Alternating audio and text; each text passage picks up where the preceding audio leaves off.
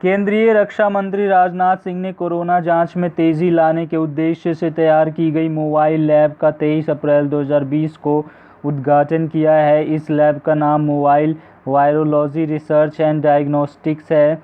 इसे रक्षा अनुसंधान और विकास संगठन ने विकसित किया है। इस मोबाइल लैब की खास बात यह है कि इसमें हर रोज़ 1 से 2000 नमूनों की स्क्रीनिंग की क्षमता है।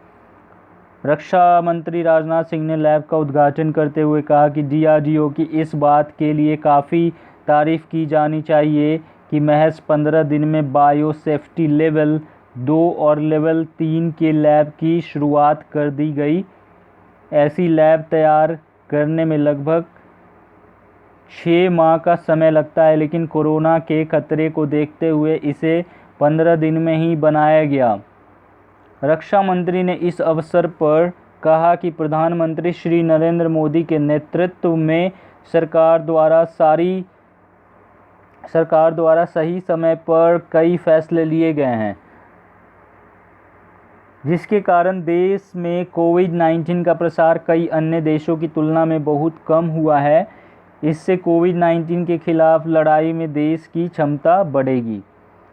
देश में अपनी तरह की ये पहली लैब कोरोना वायरस की जांच के लिए देश में अपनी तरह की ये पहली लैब तैयार की गई है। देश की इस पहली मोबाइल लैब का सिर्फ 15 दिन में तैयार किया गया है। डीआरडीओ ने कोविड-19 की स्क्रीनिंग और इस पर रिसर्च के लिए यह लैब तैयार की है। यह ऐसा पहला मोबाइल वायरल अनुसंधान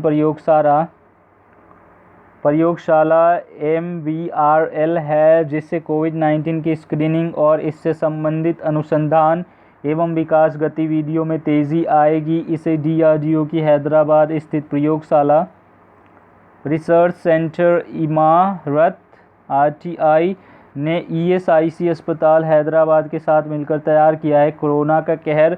स्वास्थ्य मंत्रालय के आंकड़ों के अनुसार 23 अप्रैल 2020 को देश में कोरोना वायरस पॉजिटिव मामलों की संख्या 21,393 हो गई है और 681 लोगों की मौत हुई है। देश में इस समय 16,454 एक्टिव केस है, वहीं 4,258 मरीज ठीक होकर घर जा चुके हैं। दुनिया में इस वायरस से पीड़ितों की संख्या अब 26 लाख को पार कर गई है। Thank you. Please subscribe the channel, like and share the video with your family and friends. जय हिंद, जय भारत।